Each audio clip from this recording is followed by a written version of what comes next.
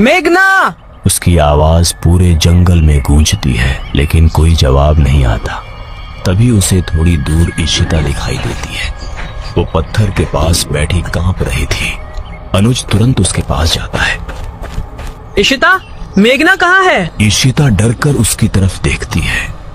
वो दमयंती के साथ अंदर चली गई। अनुज बिना कुछ बोले किले की तरफ देखने लगा। किले का बड़ा दरवाजा आधा खुला था। अंदर सिर्फ अंधेरा दिखाई दे रहा था। धीरे धीरे शाम होने लगती है। आसमान लाल हो चुका था। इशिता डरते हुए बोलती है, अनुज, हमें यहाँ से चले जाना चाहिए। ये जगह ठीक नहीं है। मैं मेघना को छोड़कर नहीं जाऊंगा। तभी दूर से भारी कदमों की आवाज आने लगती है। बम बम बुश, बम बम बुश।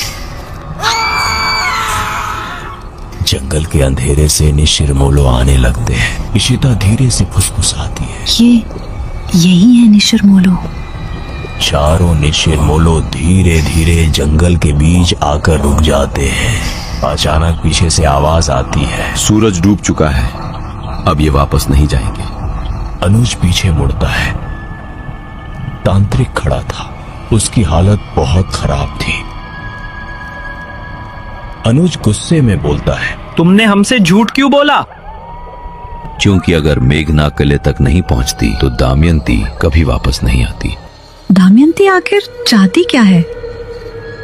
बदला चाहती है। 400 साल पहले महाराज ने उसे धोखा दिया था। दमयंती महाराज की पत्नी थी और राजकुमारी की सौतेली माँ। लेकिन जब उसे काले तंत्र के बारे में पता चला, महाराज डर गया। उसने दमयंती को जिंदा ताबूत में बंद करवा दिया। इशिता की आंखें फैल जाती हैं। जिंदा ताबूत में बंद करवा दिया? तांत्रिक धीरे से हाँ में सिर हिलाता है। 3 रात तक वो उसी ताबूत में चीखती रही और उसी नफरत से निशिरमोलो पैदा हुए। रात पूरी हो चुकी थी। अब अनुज मेघना को ढूंढने के लिए किले के अंदर जाने लगता है। इशिता और तांत्रिक भी उसके पीछे हो लिए।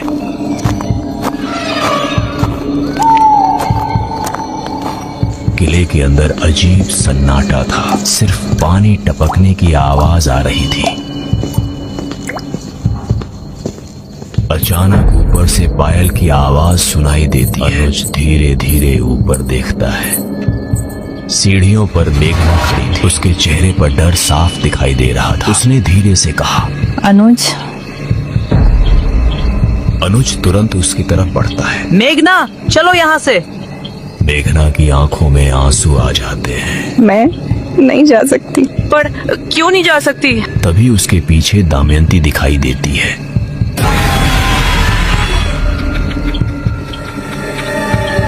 लंबे बाल, सफेद आंखें, चेहरे पर मुस्कान। अब ये सिर्फ मेघना नहीं रही। अचानक बाहर जोर की हवा चलने लगती है। चारों निशिरमोलो ताबूत लेकर किले के अंदर आते हैं। उनके कदमों की आवाज पूरे किले में गूंज रही थी। ताबूत धीरे धीरे मेघना के सामने रखा जाता है। अनुज डरकर पूछता है, इस ताबूत के अंदर क्या है? दमयंती मुस्कुराती है।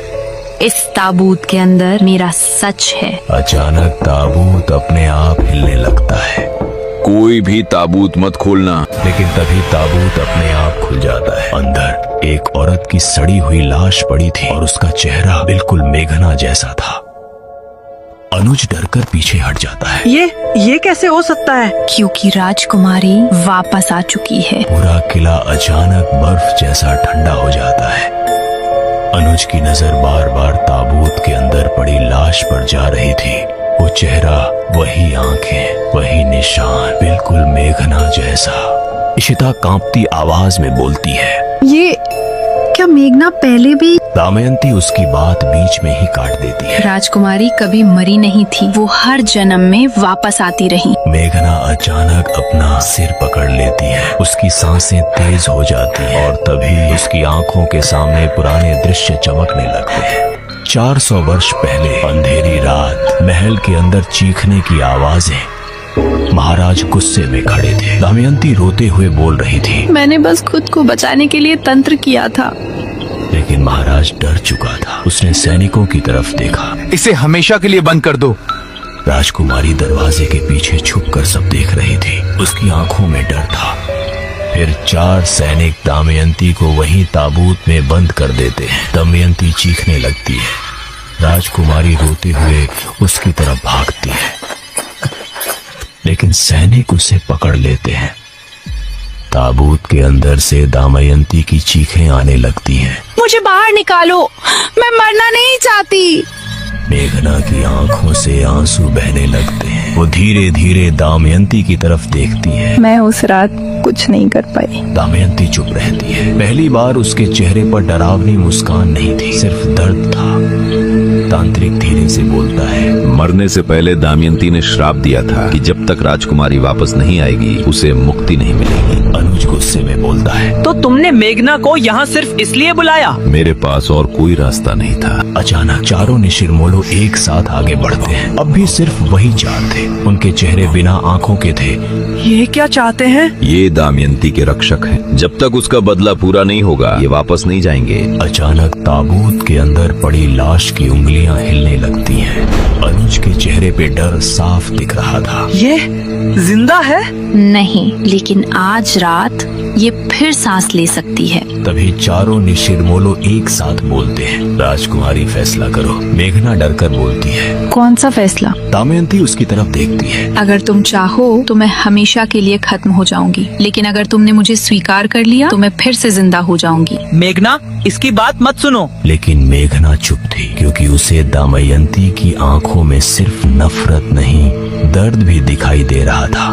तभी ताबूत के अंदर पड़ी लाश अचानक बैठ जाती है। उसकी गर्दन धीरे धीरे मेघना की तरफ घूमती है और उसके मुंह से टूटी हुई आवाज निकलती है, राजकुमारी। पूरा किला जोर से कांपता है। फिर अचानक पूरा किला अंधेरे में डूब जाता है। हमने अब ये तो जान लिया है कि आखिर 400 वर्ष पहले दमयंती के साथ हुआ क्या था और दमयंती 400 वर्ष बाद वापस क्यों आई। लेकिन अब दमयंती के साथ आगे क्या हुआ? मेघना ने दमयंती को स्वीकार किया या नहीं, ये जानने के लिए हमारे साथ जुड़े रहिए निशिरमोलो के अगले भाग में।